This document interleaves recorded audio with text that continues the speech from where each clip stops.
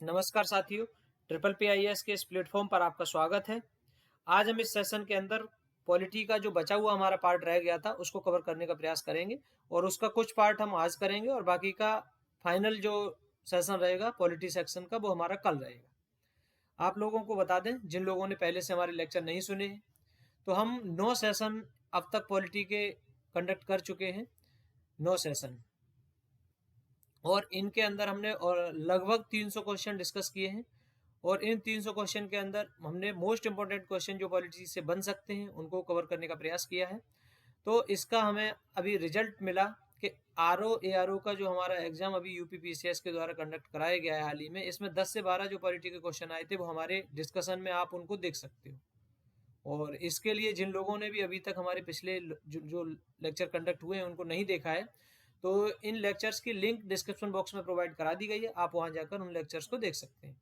हम सेशन आज का शुरू करते हैं। सबसे पहले हम आज शुरू करेंगे लोक सेवा के संदर्भ में, यानी पब्लिक सर्विसेज के संदर्भ में। तो भारत में जो पब्लिक सर्विसेज हैं उनका विभाजन 3 श्रेणियों में देखने को मिलता है और यह विभाजन किन रूपों में है, तो इसके लिए आप देखेंगे ऑल इंडिया सर्विसेज यानी अखिल भारतीय सेवाएं, अखिल भारतीय सेवाएं। इसमें इसके अंतर्गत 3 सेवाएं हैं वर्तमान में, IAS, IPS और IFS, Indian administration services, Indian police services, Indian forest services. ये 3 सर्विसेज हैं। आपको यहाँ पर जानकारी के लिए बता दूं कि इस सर्विस को 1966 में संसद के द्वारा ऐड किया गया है। संसद के द्वारा इसे अखिल भारतीय सेवा के रूप में स्थापित किया गया IFS को। IAS और IPS पहले से ही औपनिवेशिक काल से ही चली आ रही सेवाएं हैं, इनके बस नाम में परिवर्तन हुआ है।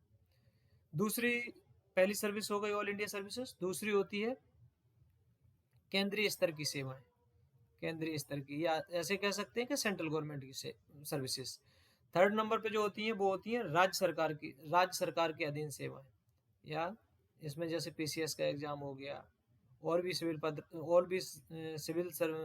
सेवा से संबंधित पद रहते हैं। केंद्रीय सर्विसेज पे जैसे आप देख सकते हो इंडियन फॉरेन सर्विसेज हो जाती है, इंडियन इंजीनियरिंग सर्विस हो जाती है। इस टाइप की जो सर्विसेज आती हैं वो केंद्रीय स्तर की सर्विसेज आती हैं। तो इस प्रकार से आप देखेंगे कि भारत में लोक सेवाओं को 3 श्रेणियों में वर्गीकृत किया गया। आप यहाँ पर ये याद रखेंगे। इसको जैसे IFS का जो पद सृजित किया गया 1966 में, तो इसके संबंध में प्रावधान देखने को मिलते हैं, आगे देखेंगे, इसका डिस्कशन आएगा। दूसरा पॉइंट आप देखेंगे इसमें कि अखिल भारतीय सेवा अधिनियम, एक अखिल भारतीय सेवा अधिनियम है। इसके अंतर्गत एक व्यवस्था की गई है कि अखिल भारतीय सेवा कैडर के 33% या 1/3 पद पदोन्नति के द्वारा भरे जाएंगे। आपको इसमें यह समझने की बात है कि अखिल भारतीय सेवा अधिनियम है, इसमें बताया गया है कि जो ऑल इंडिया सर्विसेज के पद हैं, ऑल इंडिया सर्विसेज के कैडर के पद हैं, जैसे मान लो सपोज दैट मध्य प्रदेश जो राज्य है, एक एग्जाम्पल के लिए रहा हूँ, यहाँ पर आपको मानो कि 90 पद IAS के हैं, तो इसमें से 33% या 1/3 पद जो रहेंगे वो स्टेट सर्विस के जो एम्प्लॉय रहेंगे उनमें उनको प्रमोट करके यहाँ पर पहुंचाया जाएगा। जैसे PSC के अंदर कोई डिप्टी SP के पद पर पहुंचा है, तो इसको प्रमोशन के माध्यम से IPS के पद पर पहुंचाया जाएगा राज्य के अंदर। इस प्रकार से यह 33% और 1/3 पद इस पदोन्नति के माध्यम से भरे जाएंगे। ऐसा प्रावधान अखिल भारतीय सेवा अधिनियम के अंतर्गत किया गया। पूछा जा सकता है कि अखिल भारतीय सेवा अधिनियम के अंतर्गत कितने अखिल भारतीय सेवा कैडर के पद हैं जिन्हें पदोन्नति के द्वारा भरा जाएगा, तो आप बताएंगे कि 33% पद ऐसे हैं या 1/3 उन्हें पदोन्नति के माध्यम से भरा जाएगा। अब हम देखेंगे पब्लिक सर्विसेज का जो प्रावधान है वो संविधान में कहां पर देखने को मिलते हैं। तो भाग 14 आप याद रखेंगे, भाग 14 का संबंध पब्लिक सर्विस से है।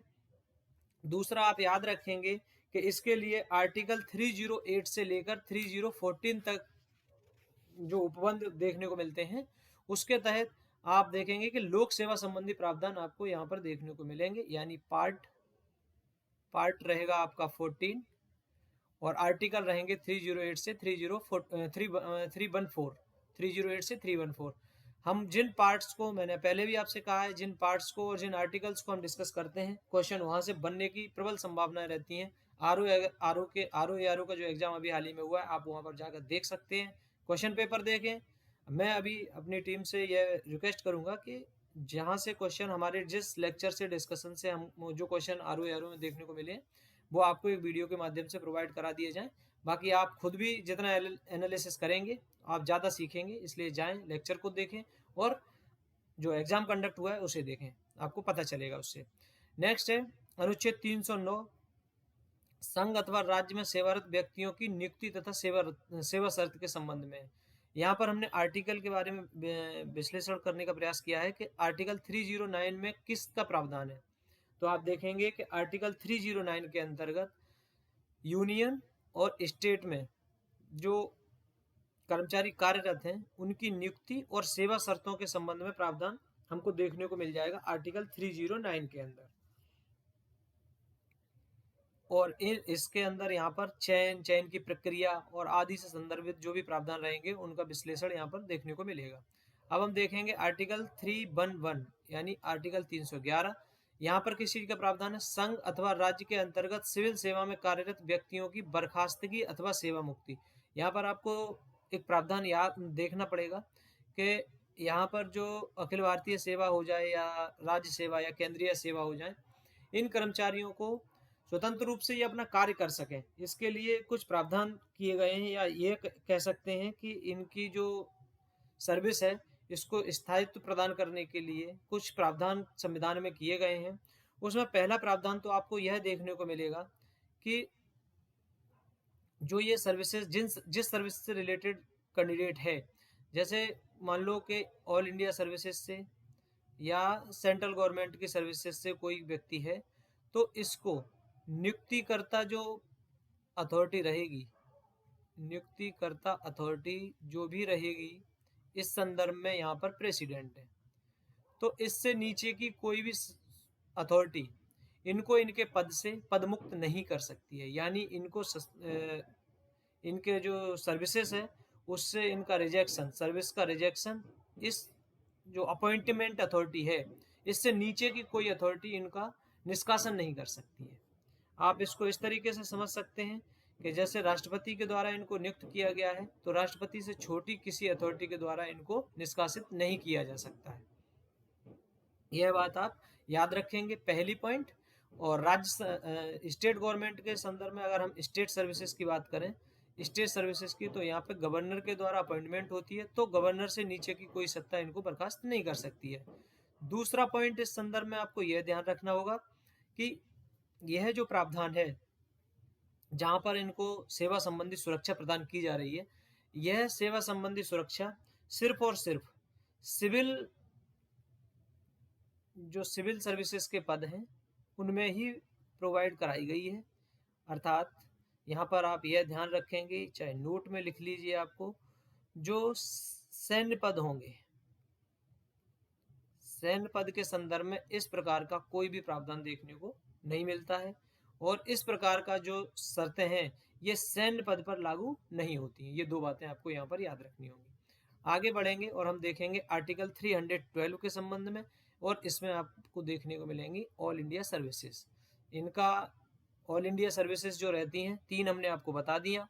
इनका आप देखेंगे कि अंतिम रूप से यदि हम नियंत्रक देखें, इनका अंतिम रूप से इनका कंट्रोल करने वाली कोई सत्ता है तो वो तो है सेंट्रल गवर्नमेंट, लेकिन तात्कालिक रूप से इनका नियंत्रण जो किया जाता है, तात्कालिक नियंत्रण, यह आप देखेंगे यह स्टेट गवर्नमेंट के द्वारा किया जाता है, स्टेट गवर्नमेंट के द्वारा।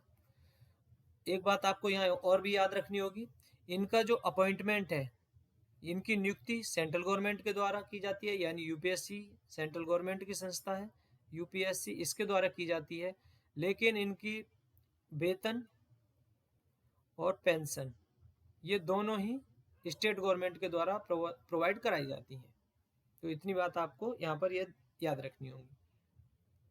अखिल भारतीय सेवा के संदर्भ में एक बात आपको ये और याद रखनी होगी, वो ये कि अखिल भारतीय सेवा के संबंध में राज्यसभा के द्वारा कोई पारित एक प्रस्ताव हो जो विशेष बहुमत से स्पेशल मेजोरिटी से, यदि स्पेशल मेजोरिटी से राज्यसभा यदि किसी प्रस्ताव को पारित करती है किसी नई अखिल भारतीय सेवा के सृजन के संबंध में, तो पार्लियामेंट उस सेवा का सृजन कर सकती है, यानी नई एक सर्विस फॉर्म कर सकती है। जैसे 1966 में आईएफएस को फॉर्म किया गया, इंडियन फॉरेस्ट सर्विसेज को। नेक्स्ट पॉइंट आप देखेंगे कि 42वें संविधान संशोधन अधिनियम 1976, जिसे लघु संविधान की संज्ञा प्रदान की जाती है, इसमें भारतीय न्यायिक सेवाओं के सृजन के संबंध में प्रावधान किए गए हैं। हालांकि यह बात अलग है कि अभी तक कोई भी इस प्रकार की किसी नई सेवा का सृजन यहाँ पर नहीं किया गया है। लेकिन आपको यह याद रखना होगा कि भारतीय न्यायिक सेवाओं के सृजन के संबंध में उपबंध हमें कहाँ देखने को मिलते हैं, तो 42वें संविधान संशोधन 1976 के माध्यम से इसमें उपबंध देखने को मिलते हैं। नेक्स्ट टॉपिक हम देख रहे हैं इसमें पार्ट 13, जो हमारे संविधान का पार्ट 13 है। पार्ट 13 आर्टिकल 294 से 300 तक, इसमें क्या प्रोविजन है, तो आप इसको याद रखेंगे। पार्ट 13 भाग 13 अनुच्छेद 294 से 300, केंद्र एवं राज्यों की संपत्ति, संविदा, अधिकार, दायित्व, बाध्यताएं और बाध्य से संबंधित प्रावधान हमें इस अनुच्छेद के अंदर और इस भाग के अंदर देखने को मिलते हैं। यहाँ पर अगर हम बात करें तो यहाँ पर हमें जो गवर्नमेंट है, सेंट्रल गवर्नमेंट हो या स्टेट गवर्नमेंट हो, उनके राइट्स एंड लायबिलिटी के संबंध में प्रोविजन देखने को हमें यहाँ पर मिलते हैं। तो आगे इसी से संदर्भित एक टॉपिक है आर्टिकल 300 है, इससे ही संबंधित, जिसमें सरकार के अधिकार और दायित्व से संबंधित प्रावधान देखने को मिलते हैं।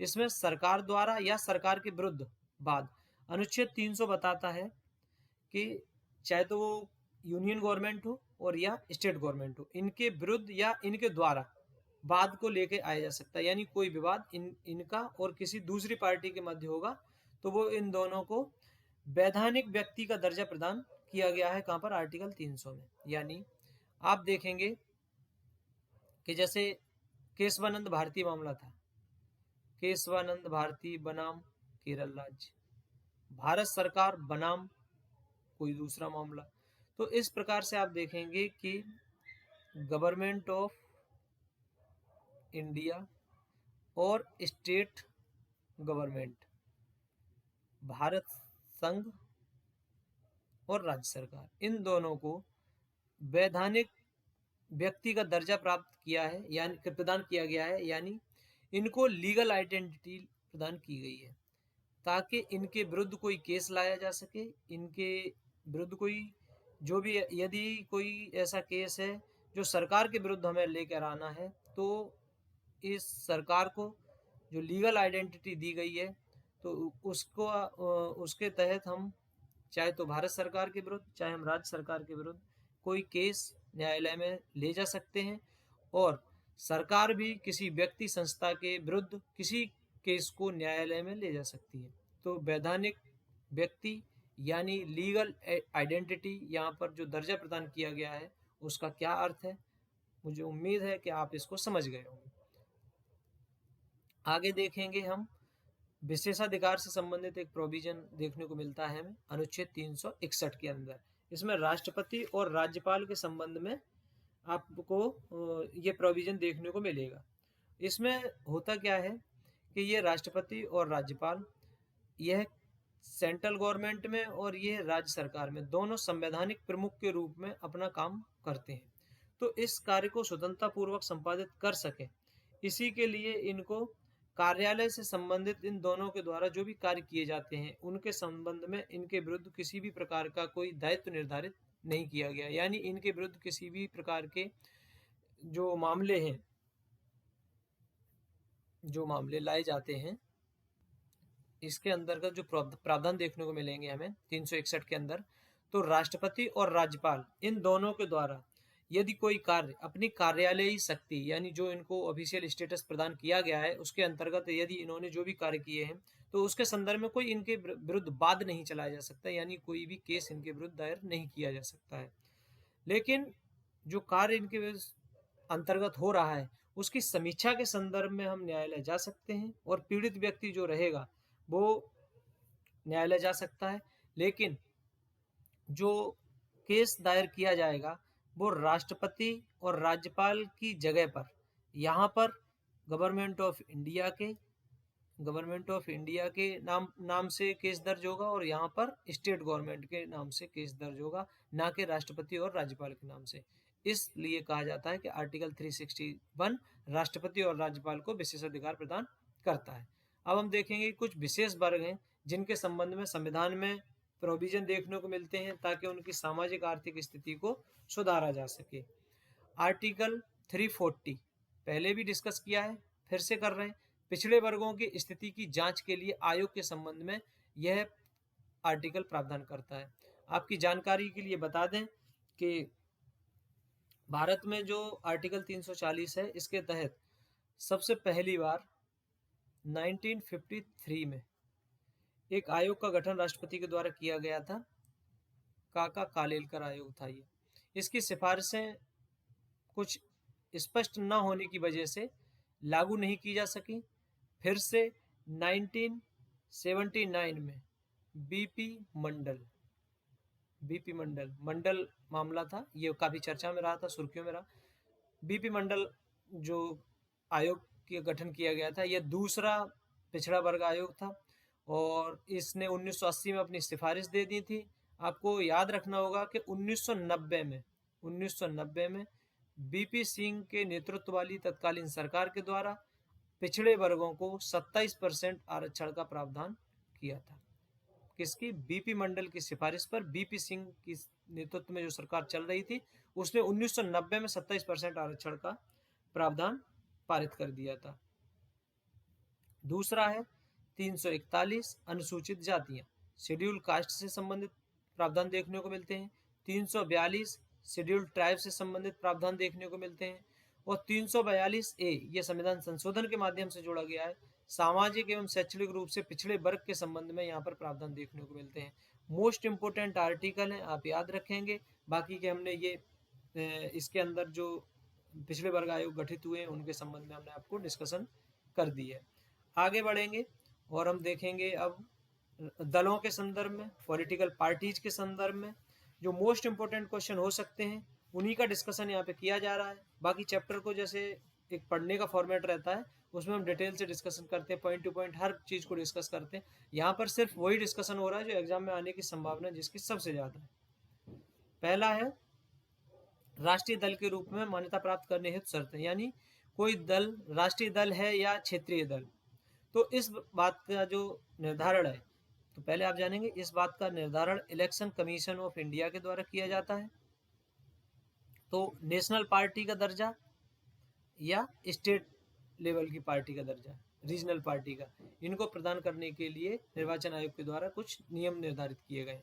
पहला देखेंगे राष्ट्रीय दल का दर्जा कब प्रदान किया जाता है। पहला पॉइंट है कम से कम 4 राज्यों में क्षेत्रीय दल का दर्जा प्राप्त हो।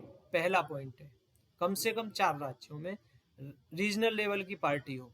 हाल ही में आम आदमी पार्टी को नेशनल पार्टी का दर्जा प्रदान किया गया है जिसने यही वाली शर्त कंप्लीट की है। अब आप मुझे बताएंगे कि आम आदमी पार्टी किन 4 राज्यों में क्षेत्रीय दल का दर्जा प्रदान कर चुकी है।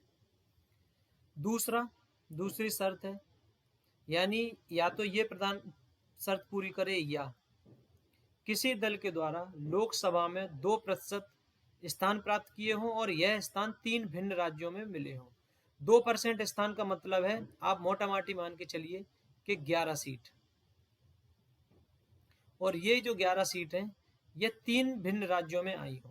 ऐसा नहीं कि किसी एक राज्य में, यानी किसी दल को मान लो उत्तर प्रदेश में ही केवल 11 सीटें प्राप्त हो गई हो तो उसे राष्ट्रीय पार्टी का दर्जा प्राप्त नहीं होगा। लेकिन यह 11 सीटें उसको उत्तर प्रदेश, मध्य प्रदेश, राजस्थान या कोई और 3 राज्य, इन 3 डिफरेंट राज्य में, चाहे किसी में 5, 3 आ जाएं या कोई भी नंबर हो, इन 3 राज्यों में मिलाकर 11 सीटें होनी चाहिए, तब उसे राष्ट्रीय दल का दर्जा प्रदान किया जाएगा। या यह वाली शर्त पूरी कर ले, या थर्ड नंबर पे लोकसभा या विधानसभा के जो आम चुनाव संपन्न हो उसमें 4 अथवा अधिक राज्यों में कुल वैध मतों का 6% मत प्राप्त किया हो और साथ ही किसी राज्य या राज्यों में लोकसभा की 4 सीट प्राप्त की हो। यहाँ पर ऐसा प्रावधान नहीं है कि किन्हीं अलग अलग राज्यों में 4 सीट हो, कहीं भी 4 सीटें प्राप्त कर ली हो और ये 4 अथवा अधिक राज्यों में कुल वैध मतों का 6% मत प्राप्त कर लिया।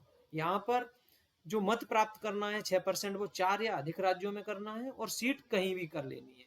ऐसा जरूरी नहीं है कि 4 अलग अलग राज्य हों, सीटें किसी एक राज्य में ही अगर 4 आ जाए तो भी उस पार्टी को राष्ट्रीय दल का दर्जा प्रदान किया जा सकता है। ये 3 शर्तें हैं, इनमें से कोई भी एक शर्त पूरी करेगा जो भी दल, उसे राष्ट्रीय स्तर की पार्टी का दर्जा चुनाव आयोग के द्वारा दे दिया जाएगा। अब हम देखेंगे क्षेत्रीय दल के रूप में, यानी राज्य स्तरीय दल, रीजनल पार्टी का। तो इसके संबंध में आपको शर्तें याद रखनी होंगी। पहली शर्त है, जो विधानसभा के चुनाव हुए हैं उनमें कुल वैध मतों का 6% या 2 सीटें, 6% तथा, यानी ये प्लस है, तो आप ऐसे लिख सकते हो कि विधानसभा में 6% वोट मिलना चाहिए और 2 सीट इसको प्राप्त होनी चाहिए, तो ये क्षेत्रीय दल का दर्जा इसे प्रदान कर दिया जाएगा। दूसरा, राज्य में लोकसभा के लिए हुए चुनाव में कुल 6% मत और लोकसभा की 1 सीट। यहाँ पे आपको देखेंगे कि 6% वोट, ये आप देखेंगे विधानसभा चुनाव में, ये आप देखेंगे लोकसभा के चुनाव में 6% वोट मिल गए हो और 1 सीट मिल गई हो, तो उसे राज्य स्तर का यानी रीजनल लेवल की पार्टी का दर्जा प्रदान किया जा सकता है चुनाव आयोग के द्वारा। थर्ड नंबर की जो शर्त है वो ये है कि राज्य विधानसभा के कुल स्थानों का 3% या 3 सीट जो भी ज्यादा हो प्राप्त कर लिया हो, यानी विधानसभा में कुल टोटल जितनी सीटें हैं उसका 3% या 3 सीट, जो भी इनमें से विच एवर इज हाईएस्ट, वो higher, whichever is higher होगी, वो शर्त यहाँ पर मानी जाएगी। चौथा जो शर्त है वो है, प्रति 25 लोकसभा सीट पर उस दल ने कम से कम 1 सीट प्राप्त कर ली हो। यानी सपोज दैट किसी राज्य में 100 सीटें हों लोकसभा की, वैसे तो है नहीं किसी में, 80 हाईएस्ट उत्तर प्रदेश में एग्जाम्पल के लिए लिया है, यानी 100 सीट है, तो यहाँ पर उस दल को 4 सीट प्राप्त हो गई हो तो उसे राज्य स्तरीय दल का दर्जा प्रदान किया जा सकता है चुनाव आयोग के द्वारा। 5वीं शर्त इस संदर्भ में यह है, इसको हाल ही में जोड़ा गया है, यानी 2011 में संशोधन के द्वारा 2011 में इस नई शर्त को ऐड किया गया है, 2011 प्लस।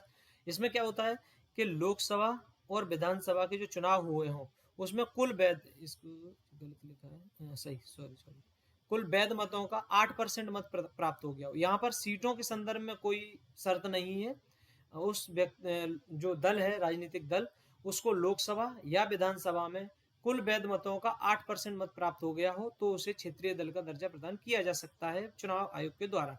तो आप इस प्रकार से देखेंगे 5 शर्तें हैं क्षेत्रीय दल के दर्जा प्राप्त करने के लिए और 4 शर्त हैं राष्ट्रीय दल का दर्जा प्रदान करने के लिए, सॉरी 3 शर्त। तो राष्ट्रीय वाली जो शर्तें थी उसमें आपने देख ही लिया है कि यदि किसी दल को 4 राज्यों में क्षेत्रीय दल का दर्जा प्रदान कर दिया गया हो, यदि किसी दल ने लोकसभा में 2% सीटें जीती हों और 3 अलग अलग राज्यों में वो टोटल सीटें उसकी आनी चाहिए, और उसे लोकसभा अथवा विधानसभा में 4 या अधिक राज्यों में जो वोट हुए हैं उसका कुल 6% मत प्राप्त हो गया हो और लोकसभा की 4 सीटें प्राप्त हो गई हो। यह तो प्रोविजन है नेशनल पार्टी बनने के लिए। और रीजनल पार्टी बनने के लिए हमने आपको बताया विधानसभा के चुनाव के संदर्भ में शर्त है, विधानसभा का चुनाव हुआ हो, 6% मत मिला हो, 2 सीट प्राप्त हो गई हो। लोकसभा का चुनाव हुआ है, 6% मत मिल गया हो, 1 सीट प्राप्त हुई हो। विधानसभा का चुनाव हुआ हो, 3% सीट या 3 सीट जो भी ज्यादा हो, ऐसा प्रोविजन फुलफिल हो गया हो। प्रति 25 सीट पर लोकसभा की 1 सीट उसे प्राप्त हो गई हो, और लोकसभा और राज्यसभा में सीट भले ही ना मिली हो लेकिन उसे 8% मत प्राप्त हुए हो तो भी उसे क्षेत्रीय दल का दर्जा प्रदान किया जा सकता है। इस प्रकार से आप देखेंगे ये दोनों मोस्ट इंपोर्टेंट है, कभी भी क्वेश्चन आते रहते हैं, पूछे जाते रहते हैं। यहाँ पर कुछ राजनीतिक दल हैं जो चर्चा में रहे हैं, चर्चा में रहते हैं, और हिस्टोरिकली जो इम्पोर्टेंस है उनको हमने लिखा है उनके स्थापना वर्ष के साथ, आप देख सकते हैं।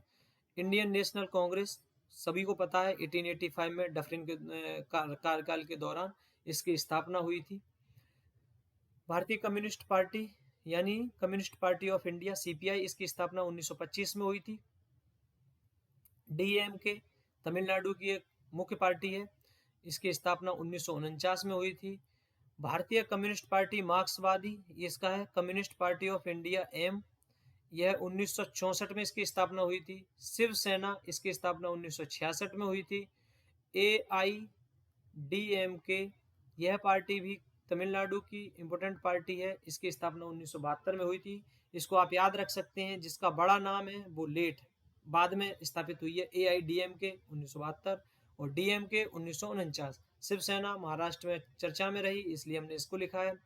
बीजेपी जो वर्तमान में सत्ता में है, 1980 में स्थापित हुई। बहुजन समाज पार्टी उत्तर प्रदेश की मुख्य पार्टी के रूप में यह भी एक राष्ट्रीय पार्टी है। 1984 में स्थापना हुई। समाजवादी पार्टी उत्तर प्रदेश की प्रमुख विपक्षी दल है इस समय। 1992 में इसकी स्थापना हुई। राष्ट्रीय जनता दल आरजेडी बिहार की प्रमुख पार्टी विपक्ष में है इस समय। 1997 में इसकी स्थापना हुई। AITMC all India Trinamool Congress 1998 में स्थापना हुई। बंगाल में इसका शासन है अभी। जनता दल यूनाइटेड JDU 1999 में इसकी स्थापना हुई। वर्तमान में बिहार में कोलिशन गवर्नमेंट फॉर्म किए हुए है। आम आदमी पार्टी एक राष्ट्रीय पार्टी है। इसकी स्थापना 2012 में हुई। हमने ऊपर क्वेश्चन पूछा है आपसे कि इसको जो राजनीतिक दल का, इससे नेशनल पार्टी का जो दर्जा प्राप्त हुआ है, वो इसने 4 राज्यों में क्षेत्रीय दल की पार्टी बन गई है। 4 राज्यों में यह रीजनल पार्टी के रूप में एस्टेब्लिश हो चुकी है। आप हमें 4 राज्य बताएंगे कि किन किन 4 राज्यों में यह रीजनल पार्टी बन चुकी है। यह है national people's party, north east की पार्टी है। संगमा जी के द्वारा इसका को स्थापित किया गया था। 2013 में गठित हुई थी। इस समय यह भी नेशनल पार्टी है।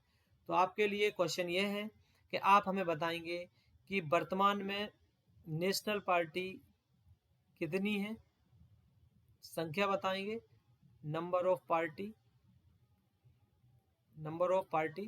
और आप बताएंगे उनके नाम, नेम ऑफ द पार्टी। इस प्रकार से आज का डिस्कशन तो यहीं पर समाप्त होता है। लेकिन आप लोग हमारे सेशन को सुन रहे हैं, तो आप बताएंगे कि यदि आप लोगों को हमारा सेशन पसंद आ रहा है तो आप इसे अपने दोस्तों के साथ ज़्यादा से ज़्यादा शेयर करें और हमारे सेशन को लाइक करें।